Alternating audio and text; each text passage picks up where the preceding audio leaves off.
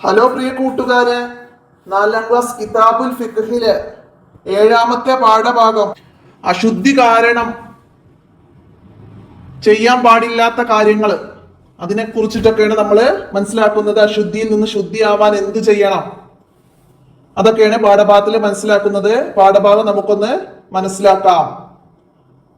ബിസ്മില്ലാഹിർ റഹ്മാനിർ റഹീം. എന്താണ്? അശുദ്ധി ഉണ്ടായാൽ ചെയ്യാൻ പാടില്ലാത്ത നിരവധി കാര്യങ്ങളുണ്ട്. അശുദ്ധി ഉണ്ടായാൽ ചെയ്യാൻ പാടില്ലാത്ത നിരവധി കാര്യങ്ങളുണ്ട്.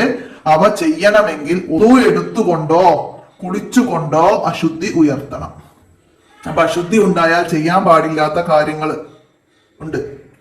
എന്നാൽ അത് ചെയ്യണമെങ്കിൽ, അശുദ്ധി ഉണ്ടായാൽ ചെയ്യാൻ പാടില്ലാത്ത കാര്യങ്ങൾ ചെയ്യണമെങ്കിൽ എന്ത് ചെയ്യണം? ഉളു എടുത്തുകൊണ്ടോ കുളിച്ചുകൊണ്ടോ അശുദ്ധിയെ ഉയർത്തണം. അപ്പൊ അശുദ്ധി ഉയർത്താൻ നാം എന്ത് ചെയ്യണം? ചോദ്യം മനസ്സിലാക്കണം. അശുദ്ധി ഉയർത്താൻ നാം എന്ത് ചെയ്യണം? എന്ത് ചെയ്യണം? ഉളു ചെയ്യുക, കുളിക്കുക. ഈ 2 കാര്യങ്ങൾ ചെയ്താലാണ് അശുദ്ധി ഉയരുകയുള്ളൂ. മനസ്സിലാക്കട്ടാ. പിന്നെന്താണ്? ചെറിയ അശുദ്ധി ഉള്ളവർ ചെയ്യാൻ പാടില്ലാത്ത കാര്യങ്ങൾ, അതായത് ഉളു ഇല്ലാതെ ചെയ്യാൻ പറ്റാത്ത കാര്യങ്ങൾ. ഉളു ഇല്ലാതെ നിസ്കാരം, തവാഫ്, മുസ്ഹഫ് തൊടല്, ചുമക്കല്, ജുമുഅ ഖുതുബ, സുജൂദ്, ഈ കാര്യങ്ങളൊന്നും ചെയ്യാൻ പാടില്ല. ചെറിയ അശുദ്ധി ഉള്ളവർ ചെയ്യാൻ പാടില്ലാത്ത കാര്യങ്ങൾ എന്ന് പറഞ്ഞാല് ഉളു ഇല്ലാത്തവര് ചെയ്യാൻ പാടില്ലാത്ത കാര്യം. അപ്പൊ ചെറിയ അശുദ്ധി ഉള്ളവർക്ക് ഹറാമായ കാര്യങ്ങൾ എന്തൊക്കെയെന്ന് ചോദിച്ചാല് ഇതിൽ നിന്ന് നമുക്ക് എഴുതാം. ഇനി നിസ്കാരം, തവാഫ്, മുസ്ഹഫ് തൊടല്, ചുമക്കല്, ജുമുഅയുടെ ഖുതുബ, സുജൂദ്, ഈ കാര്യങ്ങളൊക്കെ എന്താണ്? ഉളു ഇല്ലാതെ ചെയ്യാൻ പാടില്ല എന്ന് പറഞ്ഞു. എന്നാൽ ഖുർആൻ പാരായണം അത് നമുക്ക് എന്താണ്? ഉളു ഇല്ലാതെ ചെയ്യാൻ പാടുണ്ട്. തൊടാനും ചുമക്കാൻ തന്നെ എടുക്കുക. ഖുർആന് എടുക്കുന്നതിനാണ്, മുസഫ് എടുക്കുന്നതിനാണ് ചുമക്കാൻ. ഈ കാര്യങ്ങളൊക്കെ ചെയ്യണമെങ്കിൽ എന്ത് ചെയ്യണം? ഉളു ചെയ്യണം. അപ്പൊ ഇവിടെ നമ്മൾ മനസ്സിലാക്കാം, ഉളുവോട് കൂടി ചെയ്യാൻ പറ്റുന്ന കാര്യങ്ങൾക്കാണ് എന്ത്? ചെറിയ അശുദ്ധിയിൽ നിന്ന് ശുദ്ധിയായാൽ ചെയ്യാൻ പറ്റുന്ന കാര്യങ്ങൾ എന്ന് പറയുന്നത്. അപ്പൊ ഇവിടെ ഉളു ഇല്ലാതെ ചെയ്യാൻ പറ്റാത്ത കാര്യങ്ങളാണ് ഇതൊക്കെ. അപ്പൊ അത് ഉളു ചെയ്താൽ നമുക്ക് ഇതൊക്കെ ചെയ്യാം. മനസ്സിലാക്കാം. പിന്നെന്താണ്? വകതിരിവുള്ള കുട്ടികൾ പഠന ആവശ്യത്തിന് വേണ്ടി മുസഫ് തൊടലും ചുമക്കലും എന്താണ്? തടയപ്പെടേണ്ടതില്ല. അതായത് വകതിരിവുള്ള കുട്ടികൾ തന്നെ അവര് പഠന ആവശ്യത്തിനാണ് അല്ലെ. വകതിരിവുള്ള കുട്ടികള് എപ്പോഴാണ് മുസഫ് തൊടലും ചുമക്കലും തടയപ്പെടേണ്ടതില്ലാത്തത്? എപ്പോഴാണ്? അവര് പഠനാവശ്യത്തിന് എടുക്കുമ്പോൾ അത് തടയണ്ട, അവർക്ക് ഉളു വേണ്ട, വകതിരിവുള്ള കുട്ടികൾക്ക്. മനസ്സിലാക്കട്ടാ. അപ്പൊ കുട്ടികൾ പഠനാവശ്യത്തിന് വേണ്ടി മുസഫ് തൊടലും ചുമക്കലും തടയപ്പെടേണ്ടതില്ല. എപ്പോഴ്? അവര് പഠനാവശ്യത്തിന് എടുക്കുമ്പോൾ അവിടെ ചെറിയ ശുദ്ധീകരണം വേണം നിർബന്ധമില്ല, അതായത് ഉളു വേണം നിർബന്ധമില്ല. മനസ്സിലാക്കട്ടാ. പിന്നെന്താണ്? വലിയ അശുദ്ധി കൊണ്ട് ഹറാമാകുന്ന കാര്യങ്ങൾ. ഇനി വലിയ അശുദ്ധി എന്ന് ശുദ്ധിയാവാൻ നമ്മൾ എന്താ പറഞ്ഞത്? കുളിക്കലാണ് വലിയ അശുദ്ധിയിൽ നിന്ന് ശുദ്ധിയാവാൻ. അപ്പൊ ഇവിടെ ചെറിയ അശുദ്ധി കൊണ്ട് ഹറാമാകുന്ന എല്ലാ കാര്യങ്ങളും വലിയ അശുദ്ധി കൊണ്ടും ഹറാമാണ്. അപ്പോ വലിയ അശുദ്ധി കൊണ്ട് ഹറാമായ കാര്യങ്ങൾ എന്തൊക്കെയെന്ന് ചോദിച്ചാൽ എന്താണ്? നമുക്ക് ഇവിടെ പറഞ്ഞതൊക്കെ എന്താണ്? വലിയ അശുദ്ധി കൊണ്ടും ഹറാമാണ്. നിസ്കാരം, തവാഫ്, മുസഫ് തൊടല്, ചുമക്കല്, ജുമുഅയുടെ ഖുതുബ, സുജൂദ്, ഇതൊക്കെ വലിയ അശുദ്ധി കൊണ്ടും കുളി നിർബന്ധമുള്ള ഒരാൾക്ക് ചെയ്യല് ഹറാമാണ്, ചെയ്യാൻ പാടില്ല. പിന്നെ അതിന്റെ കൂടെ തന്നെ എന്താണ്? ഖുർആൻ ആണെന്ന ഉദ്ദേശത്തോടെ ഖുർആൻ ഓതലും പള്ളിയിൽ താമസിക്കലും വലിയ അശുദ്ധിക്കാർക്ക് ഹറാമാണ്, അവർക്ക് ചെയ്യാൻ പാടില്ല. ഖുർആൻ ആണെന്ന ഉദ്ദേശത്തോടെ. അതെന്തുകൊണ്ടാണ് അങ്ങനെ പറയുന്നത് വെച്ചാല് ചില സന്ദർഭങ്ങളിൽ നമ്മൾ വീട്ടിൽ നിന്ന് ഇറങ്ങുമ്പോൾ അല്ലെ ആയത്തുൽ കുർസി ഓതും ചിലര് അല്ലെ. അപ്പൊ അത് ഖുർആൻ ആണെന്ന ഉദ്ദേശത്തോടല്ല, നമ്മൾ വീട്ടിൽ നിന്ന് ഇറങ്ങുമ്പോഴുള്ള ദിക്ർ ആണെന്ന ഉദ്ദേശത്തോട് വേണം അവിടെ നമ്മള് ആയത്തുൽ കുർസി ഓതാൻ. അതുകൊണ്ടാണ് അങ്ങനെ പറയുന്നത്. അപ്പൊ അത് വലിയ ശുദ്ധി ഉള്ളവർക്ക് ഹറാമായ കാര്യമാണ് എന്ത്? ഖുർആൻ ഓതല്. അപ്പൊ ഖുർആൻ ആണെന്ന ഉദ്ദേശത്തോടെ ഖുർആൻ ഓതല് വലിയ ശുദ്ധിക്കാർക്ക് ഹറാമാണ്. ദിക്റാണെന്ന ഉദ്ദേശത്തോടെ ഖുർആൻ ഓതല് വലിയ ശുദ്ധിക്കാർക്ക് എന്താണ്? ഹറാമല്ല. മനസ്സിലാക്കണേ. പള്ളിയിൽ താമസിക്കലും വലിയ അശുദ്ധിക്കാർക്ക് ഹറാമാണ്. എന്നാൽ ഉളു ഇല്ലാതെ പള്ളിയിൽ താമസിക്കാം. മനസ്സിലായില്ല? പള്ളിയിൽ താമസിക്കാന് ഉളു നിർബന്ധമല്ലേ, അവിടെ സുന്നത്തുള്ളൂ. അപ്പൊ അതൊക്കെ മനസ്സിലാക്കാം. പിന്നെന്താണ്? ഹൈലി നിഫാസ് കൊണ്ട് ഹറാമാകുന്ന കാര്യങ്ങൾ നമ്മൾ പഠിച്ചിട്ടുണ്ട് അല്ലെ. ഹൈൽ എന്താണ്, നിഫാസ് എന്താണെന്നൊക്കെ. അപ്പൊ അതുകൊണ്ട് ഹറാമാകുന്ന കാര്യങ്ങൾ വലിയ അശുദ്ധി കൊണ്ട് ഹറാമാകുന്ന എല്ലാ കാര്യങ്ങളും ഹൈദ് നിഫാസും കൊണ്ട് ഹറാമാണ്. അപ്പോ വലിയ ശുദ്ധിക്ക് ഹറാമായ കാര്യങ്ങൾ എന്തൊക്കെയാണ്? നമ്മൾ മേലെ പറഞ്ഞ ചെറിയ ശുദ്ധി കൊണ്ട് ഹറാമായ കാര്യങ്ങളും പിന്നെ ഖുർആൻ ആണെന്ന ഉദ്ദേശത്തോടെ ഖുർആൻ ഓതലും പള്ളിയിൽ താമസിക്കലും ഒക്കെ അതുപോലെ തന്നെ ഹൈദ് നിഫാസ് ഉള്ളവർക്കും ഹറാമാണ്. അപ്പൊ അത് മനസ്സിലാക്കാം. അപ്പൊ ഖുർആൻ ആണെന്ന ഉദ്ദേശത്തോടെ ഖുർആൻ ഓതൽ ഹറാമാണ്. ആർക്കെല്ലാം എന്ന് ചോദിച്ചാൽ എന്താ നമ്മൾ ഉത്തരം എഴുതുക? ഹൈദ് നിഫാസ് ഉള്ളവർക്കും വലിയ അശുദ്ധിക്കാർക്കും ഖുർആൻ ആണെന്ന ഉദ്ദേശത്തോടെ ഖുർആൻ ഓതൽ ഹറാമാണ്. അങ്ങനെ അവിടെ മനസ്സിലാക്കണം കേട്ടോ. പിന്നെന്താണ്? നോമ്പ്, പിന്നെ മുട്ടുപൊക്കിളിന്റെ ഇടയിൽ രമിക്കല്, പിന്നെ പള്ളി മലിനമാകുമെന്ന് കണ്ടാൽ പള്ളിയിലൂടെ കടന്നു പോകൽ എന്നിവ ഹറാമാണ്. അതായത് ഹൈദ് നിഫാസ് ഉള്ളവര് പള്ളി മലിനമാകുമെന്ന് കണ്ടാൽ പള്ളിയിലൂടെ കടന്നു പോകൽ ഹറാമാണ്. അതായത് സ്ത്രീകള് പള്ളിയിൽ പോകൂല. പിന്നെ നമ്മൾ പോകും സിയാറത്തിനൊക്കെ ചില പള്ളികളിലേക്ക് നമ്മൾ പോവാറുണ്ട് അല്ലെ. അപ്പൊ ആ പള്ളികളിലേക്കൊക്കെ പള്ളി മലിനമാകുമെന്ന് കണ്ടാൽ നമ്മൾ എന്ത് ചെയ്യണം? അത് പോവാതിരിക്കണം. മനസ്സിലാക്കുക, അത് ഹറാമാണ്. പിന്നെ നോമ്പ് ഹറാമാണ്. പിന്നെ മുട്ടുപൊക്കിളിന്റെ ഇടയിൽ രമിക്കൽ, അതൊക്കെ ഹൈദ് നിഫാസ് ഉള്ളവർക്ക് ഹറാമാണ്. പിന്നെ വലിയ ശുദ്ധി കൊണ്ടും ഹറാമായ എല്ലാ കാര്യങ്ങളും വലിയ ശുദ്ധി കൊണ്ട് ഹറാമാണ്. എന്തൊക്കെ? നിസ്കാരം, തവാഫ്, മുസഫ് തൊടല്, ചുമക്കല്, ജുമായുടെ ഖുതുബ നിർവഹിക്കല്, സുജൂദ് ചെയ്യല്, പിന്നെ ഖുർആൻ ആണെന്ന ഉദ്ദേശത്തോടെ ഖുർആൻ ഓതല്, പള്ളിയിൽ താമസിക്കല്, ഇതൊക്കെ ഹൈദ് നിഫാസും കൊണ്ടും ഹറാമാണ്, വലിയ അശുദ്ധി കൊണ്ടും ഹറാമാണ്. പിന്നെ അതിന്റെ കൂടെ എന്താണ്? നോമ്പ്, മുട്ടുപൊക്കിളിന്റെ ഇടയിൽ രമിക്കല്, പള്ളി മലിനമാകുമെന്ന് കണ്ടാൽ പള്ളിയിലൂടെ കടന്നു പോകൽ, ഇവയൊക്കെ ഹറാമാണ്. അപ്പൊ ഓരോന്നിന്റെ പ്രത്യേകമായിട്ട് മനസ്സിലാക്കി പഠിക്കണം. പിന്നെന്താണ്? അതിന്റെ കൂടെ എന്താണ്?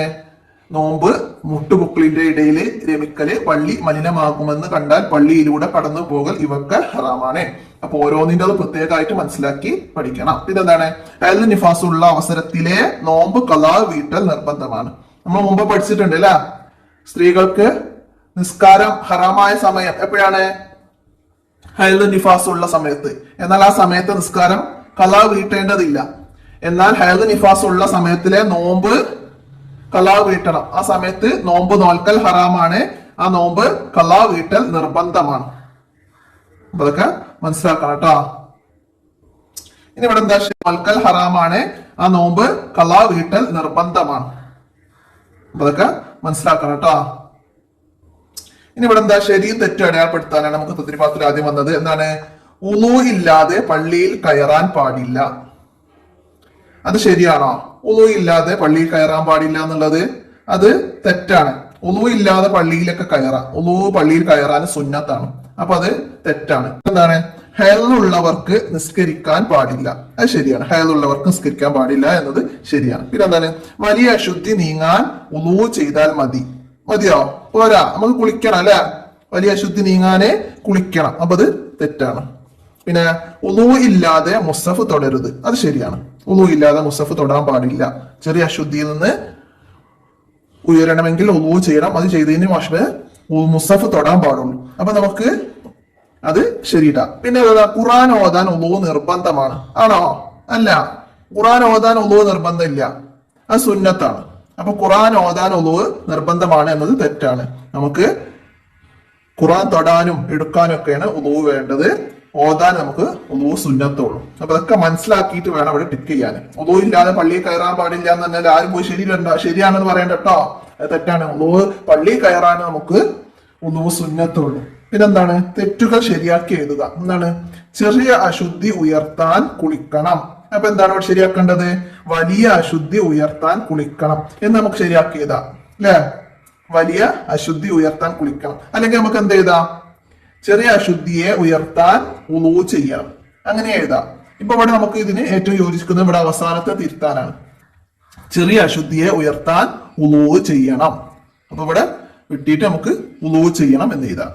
അപ്പൊ അത് നമുക്ക് തിരിച്ചു എഴുതാം. തെറ്റുകൾ ശരിയാക്കി എഴുതാനാണ്. അപ്പൊ ഇവിടെ എന്താണോ ശരിയായി തോന്നുന്നത് ആ രീതിയിൽ നമുക്ക് എഴുതാം. വലിയ അശുദ്ധിയെ ഉയർത്താൻ കുളിക്കണം എന്ന് എഴുതാം. പക്ഷെ നമുക്കിപ്പോ ഇവിടെ ഉളു ചെയ്യണം എന്ന് എഴുതി കൊടുക്കാം. പിന്നെന്താ? നിഫാസ് രക്തമുള്ളവർക്ക് നിസ്കരിക്കാം. എന്താണ്? നിഫാസ് രക്തമുള്ളവർക്ക് നിസ്കാരം ഹറാമാണ്. നിസ്കാരം ഹറാമാണ്, നിസ്കരിക്കാൻ പാടില്ല. നിഫാസ് രക്തമുള്ളവർ നിസ്കരിക്കാൻ പാടില്ല. അത് എഴുതാം. പിന്നെന്താണ്? ഉറങ്ങിയാൽ നിസ്കരിക്കാൻ കുളിക്കണം. വേണോ? വേണ്ട. ഉറങ്ങിയാൽ നിസ്കരിക്കാൻ കുളിക്കേണ്ട. ഉറങ്ങിയാൽ നിസ്കരിക്കാൻ കുളിക്കണോ? വേണ്ട. നമുക്ക് ഉറങ്ങിയാൽ നിസ്കരിക്കാൻ ഉളൂ ചെയ്യണം. അത് നമ്മൾ ഉറങ്ങി പോയിട്ടുണ്ടെങ്കിൽ നമ്മൾക്ക് ഉളൂല് സംശയമാണ് അല്ലെ, ഉറക്കത്തിൽ ഉളൂ മുറിഞ്ഞിട്ടുണ്ടാവാം. അത് ഉറങ്ങണം എന്ന ഉദ്ദേശത്തോടെ ഉറങ്ങിയതാണെങ്കിൽ ഉളൂ മുറിയും. അതിനൊക്കെ നമ്മൾ കുറച്ച് പഠിച്ചിട്ടുണ്ട് അല്ലെ, ഇരിപ്പിടം ഉറപ്പിച്ചിട്ടുള്ള ഉറക്കം, അതൊക്കെ നമ്മൾ പഠിച്ചിട്ടുണ്ട്. പിന്നെ എന്താണ്? അപ്പൊ നമുക്ക് ഇവിടെ എന്താ എഴുതി കൊടുക്കാം? ഇതൊന്ന് ശരിയാക്കി കൊടുക്കാം. എന്താണ്? വലിയ അശുദ്ധിക്കാരൻ നിസ്കരിക്കാൻ കുളിക്കണം. അങ്ങനെ ആക്കി നമുക്ക് ഇവിടെ എഴുതാം. വലിയ അശുദ്ധിക്കാരൻ നിസ്കരിക്കാൻ കുളിക്കണം. അങ്ങനെ ശരിയാക്കിയിട്ട് എഴുതാം. മനസ്സിലായില്ല? പിന്നെന്താണ്? വലിയ അശുദ്ധി ഉള്ളവർ ചെയ്യാതെ പള്ളിയിൽ താമസിക്കരുത്. എന്താണ്? വലിയ അശുദ്ധിയുള്ളവർ കുളിക്കാതെ പള്ളിയിൽ താമസിക്കരുത് എന്ന് എഴുതി കൊടുക്കണം. വലിയ അശുദ്ധിയുള്ളവർ കുളിക്കാതെ പള്ളിയിൽ താമസിക്കരുത്, അങ്ങനെ എഴുതി കൊടുക്കാം. മനസ്സിലായില്ല? ഇനി എന്താണ് അടുത്തത്? എടുത്തെഴുതാം. ചെറിയ അശുദ്ധി ഉള്ളവർക്ക് ഹറാമായ കാര്യങ്ങൾ: നിസ്കാരം, ഖുർആൻ ഓതൽ, മുസ്ഹഫ് തൊടൽ, തവാഫ്, നോമ്പ്. ഇതിന്ന് ചെറിയ അശുദ്ധി ഉള്ളവർക്ക് ഹറാമായ കാര്യങ്ങൾ എടുത്തെഴുതണം. അതായത് ഉളൂ ഇല്ലാതെ ചെയ്യാത്ത കാര്യങ്ങൾ ഇതിന്ന് തെരഞ്ഞെടുക്കിയിട്ട് എടുക്കണം. ഏതൊക്കെയാണ്? നിസ്കാരം ഉളൂ ഇല്ലാതെ ചെയ്യാൻ പാടില്ല. പിന്നെ ഖുർആൻ ഓതാം, അത് ചെറിയ ഉളൂ ഇല്ലാതെ നമുക്ക് ഓതാം. പിന്നെ മുസ്ഹഫ് തൊടാന് എന്താണ്? ഉളൂ വേണം. അപ്പൊ നമുക്കത് എഴുതാം. ചെറിയ അശുദ്ധിയുള്ളവർക്ക് ഹറാമായ കാര്യത്തില് മുസ്ഹഫ് തൊടൽ എഴുതാം. ഇനിയോ തവാഫ് ചെയ്യാൻ ഉളൂ വേണം. അപ്പൊ അതും എഴുതാം. നോമ്പ് നോൽക്കാൻ ഉളൂ വേണോ? വേണ്ട. മനസ്സിലായില്ല? അപ്പൊ നിസ്കാരം, മുസ്ഹഫ് തൊടൽ, തവാഫ്, ഇത് മൂന്നെണ്ണം ഇവിടേക്ക് എടുത്ത് എഴുതാം. അപ്പോ നമ്മൾ പാഠഭാഗത്തിൽ എന്തൊക്കെയാണെന്ന് മനസ്സിലാക്കിയത്? അശുദ്ധി ഉണ്ടാകുമ്പോൾ ചെയ്യാൻ പാടില്ലാത്ത കാര്യങ്ങൾ ചെയ്യാനായി എന്ത് ചെയ്യണം, അതുപോലെ വലിയ അശുദ്ധി കൊണ്ട് ഹറാമാവുന്ന കാര്യങ്ങള്, ഹൈല് നിഫാസ് കൊണ്ട് ഹറാമാകുന്ന കാര്യങ്ങള്, ഹൈല് നിഫാസ് ഉള്ള അവസരത്തിലെ നോമ്പ്, നിസ്കാരം, ഇതിനെ കുറിച്ചൊക്കെ നമ്മൾ മനസ്സിലാക്കിയില്ല. അപ്പൊ ഇത്രയാണ് പാഠഭാഗത്തില് മനസ്സിലാക്കാനുള്ളത്. നമുക്ക് ഇനി അടുത്ത പാഠവുമായി അടുത്ത വീഡിയോയിൽ കാണാം. പാഠഭാഗത്തിൽ എന്തെങ്കിലും തെറ്റുകളൊക്കെ കാണുകയാണെങ്കിൽ കമന്റ് ആയിട്ട് അറിയിക്കണം. നമുക്ക് അടുത്ത വീഡിയോയിൽ കാണാം. അസ്സലാമു അലൈക്കും വറഹ്മത്തുള്ളാഹി.